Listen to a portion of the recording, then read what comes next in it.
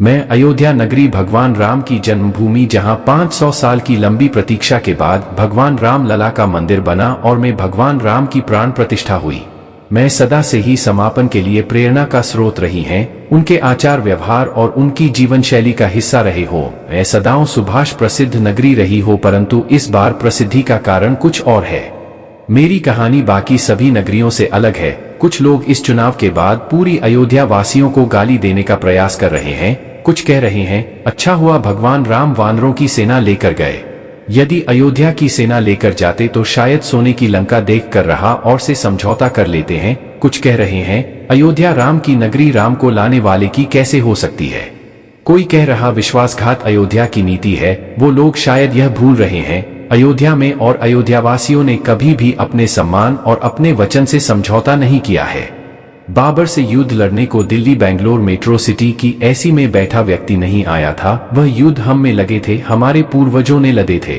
प्रलोभन तो बाबर ने भी दिया था, औरंगजेब ने भी दिया था कि बन जाओ मुसलमान और बालो मुक्ति जजिया से और ले लो राजनीतिक फायदा, पर हमले से स्वीकार नहीं किया है। कुछ लोगों ने स्वीकार किया, वो उनकी नियति थी।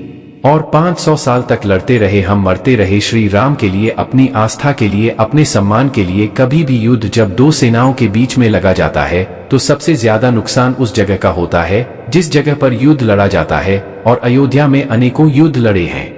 इस बार के लक्ष्य में वोट नहीं दिया तो लालची, एहसान फरामोश, विश्वासघाती में जाने क्या का आरोप लगाया जा रहा है।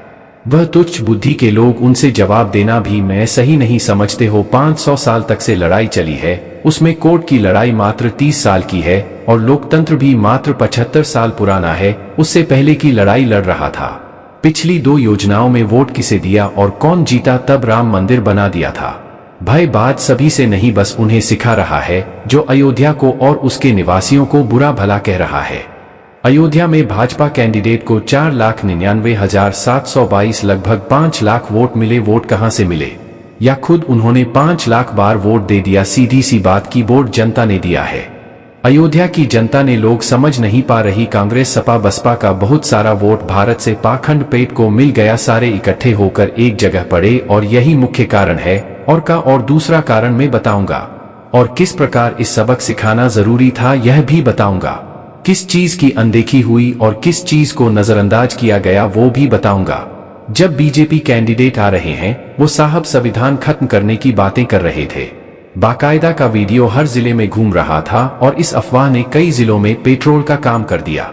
इन्हीं कारण कई सीधे विचलित दलित वोट लामबंद हो गया और दरगाह के आरक्षण को खत्म हो जाएगा। काश योगी जी की बात मानेगी होती और व्यक्तिगत ऋण मिलता से राम मंदिर पर या अयोध्या जी पर कोई फर्क नहीं पड़ने वाला है कि 5 साल तक लल्लू सिंह जी भी जमीनी स्तर पर कहीं नहीं दिखे थे, और ये सपा के प्रत्याशी में कहीं नहीं दिखने वाले हैं। मेरा इतिहास अलग है, मेरा अतीत डरावना है और प्रेरक भी है। यहाँ राजमुकुट पहनना आसान नहीं है, क्योंकि जिसमें भी नगरी पर राज्य किया है उसको भारी कीमत चुकानी पड़ती है। जन जन के साथ संवाद स्थापित करना पड़ता है, ईमानदारी से लोगों की बातें सुननी पड़ती है, उस पर विचार करना पड़ता है। उनकी समस्याओं को अनदेखा करके आप सिंहासन का रास्ता तय नहीं कर सकते। आप ज्यादा अच्छे तो से ज्यादा उम्मीद भी की जाएगी, इसलिए आपको मेहनत ज्यादा करनी पड़ती है। राजा दशरथ सिंहासन पर बैठकर एक अपराध कर चुके थे, जिसका परिणाम उन्हें भी भुगतना पड़ा। उसने अपनी धनुर्विद्या के घमंड में कैसा शब्द भेदी बाण चलाया, जो सरयू नदी के जल से अपना लोटा भर रहे श्रवण कुमार को जा लगा। जैसे महाराज दशरथ ने जल पीते हुए मृग की आवाज समझा और बाण छोड़ दिया, परंतु पान तो वहीं पर जाकर लगा जहां से ध्वनि आ रही थी, क्योंकि पान का काम तो लक्ष्य को साधना था, यह निर्णय करना नहीं था कि उम्र घेरा कोई मनुष्य। यह निर्णय तो उसी को करना होता है जिसके हाथ में धनुष बाण। परंतु अब किया क्या जो सकता था। जाते हैं, मुख से निकले शब्द और ढंग से निकले बावन कभी वापस नहीं आ सकते हैं। राजा दशरथ को अपनी गलती का एहसास हो चुका था और वो किसी भी तरह से श्रवण का अहित नहीं करना चाहते थे, परंतु अहित तो हो चुका था, चाहे आपने चाहा हो या न रहा हो। और जो हो चुका है उसका पश्चाताप किया जा सकता है। यदि प्रायश्चित के योग्य है तो प्रायश्चित भी किया जा सकता है, परंतु से बदला तुम ही जा सकता। श्याम सबक ले सकते हैं, उसे बदल नहीं सकते। इसलिए कहा जाता है, बोलने से पहले तोलना और करने से पहले परिणाम का आकलन अवश्य होना चाहिए। श्रवण कुमार ने तो राजा को समझ कर दिया था, परंतु उस माँ बाप को कौन समझाता कि उनका पुत्र गलती से मारा गया, लेकिन का पुत्र तो मारा जा चुका था। राजा का उसे मारने का कोई उद्देश्य नहीं। श्रवण कुमार को राजा मारना नहीं चाहता था, परंतु मार चुका था। इसलिए माँ बाप ने वही किया जो उन्हें ठीक लगा और श्राप दे दिया, क्योंकि एक भारी अपने लक्ष्य का भली भांति ज्ञान होना चाहिए और अपनी शक्ति का उपयोग नहीं करना चाहिए। राजा ने एक और गलती की थी, उसने अति प्रसन्नता के शरण में अपने प्रिय पत्नी की गई कुत्तों वर मांगने का वचन दिया था, एक ऐसा अधिकार जिसके बदले को कुछ भी मान सकती थी और कभी भी मान सकती थी। और जब उसने मांगा तो पूरी अयोध्या हिल गई थी। इस तरह से राजा को अति प्रसन्नता में भी निर्णय नहीं लेना चाहिए और संदेह होने पर अपने लक्ष्य का संधान और परीक्षण कर लेना चाहिए।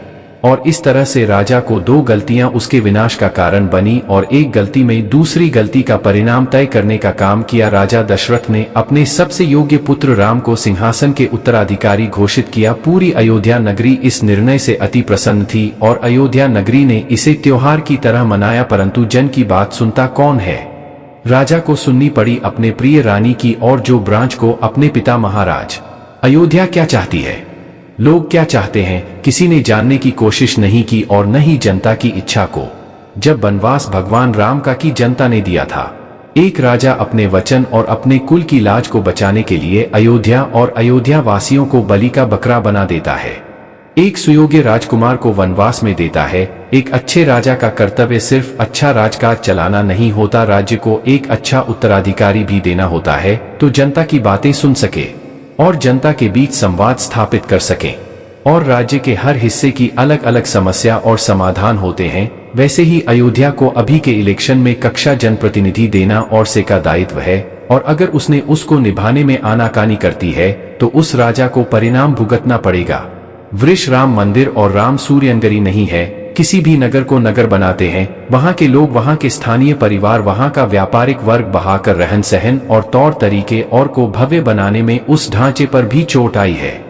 राम पद के मार्ग का चौड़ीकरण इसका सबसे बड़ा उदाहरण है। को छोड़कर में वहां के लगभग 15 से दुकानों को हटाया गया, और जब वहां के व्यापारी परिवार का पालन पोषण करते थे और काम करने वाले कारीगरों का घर जहां से चलता था, कई दुकानदार तो 4-5 पीढ़ियों से इसी दुकान के भरोसे अपना जीवन यापन कर रहे थे। दुकानों को हटाने था उनके रोजगार की व्यवस्था कहीं और करनी चाहिए थे। कोई नई मार्केट में दुकान उपलब्ध करवानी चाहिए। वे पर हुआ कुछ यूं कि मुआवजे के नाम पर 1 लाख रुपए दिए गए और साथ में ऐसी भाषा का उपयोग किया गया अधिकारियों द्वारा जो लोगों के मन पर दोहरा प्रहार कर रहे थे। जब लोगों ने अपने नेता जनप्रतिनिधि संपर्क करने की कोशिश की और टिकाऊ समाधान की मांग की, तो हमारे माननीय सांसद जी ने कहा, मुझे व्यापारिक वोट लेने चाहिए। व्यापारी का हर छोटे बड़े आदमी से जुड़ा होता है और रोज सैकड़ों लोगों की भीड़ होती है। उसमें सबको अपना हाल सुनाना शुरू किया और लोगों के मन में विद्रोह की भावना जन्म लेने लगे। जो व्यापारी किसी शासक को तुच्छ लगे, उन्होंने अब शासन की नींव लाने का मन बना लिया था।